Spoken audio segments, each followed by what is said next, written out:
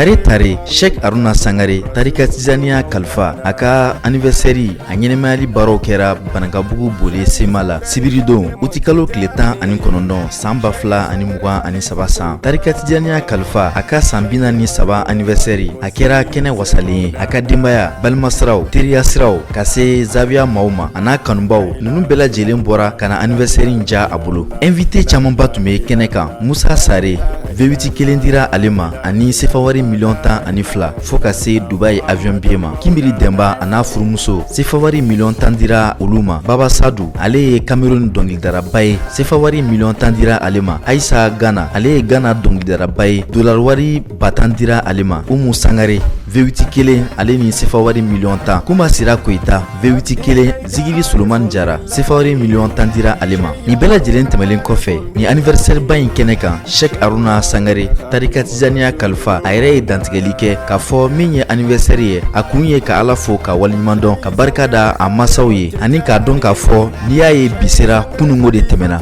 Ka anniversaire in k'a lasankɔrɔta Sheikh Haruna Sangare ye gato tigɛ a n'a teriw n'a limanaw a n'a ka denbaya ni balimasiraw min ye anniversaire yɛrɛ tɔ sankɔrɔta ɲaamɛ kuturu kelen k'o don dibi la k'o di kanuɲɔgɔnw ma. Maaw bɛ anniversaire fɔ nka ni ɲɔgɔnna man ca. Sheikh Haruna Sangare tarika tijaniya kalifa ale ka san 43 anniversaire a kɛra wasa ye ka sabu kɛ maa caman ye nimisi wasa sɔrɔ a kɔnɔna la. An b'a ɲini Ala fɛ si ni kɛnɛya ni gɛrɛsigɛ ani labanko ɲuman Ala k'o kalifa tarika tijaniya kalifa ba in na n'o ye Sheikh Haruna Sangare ye.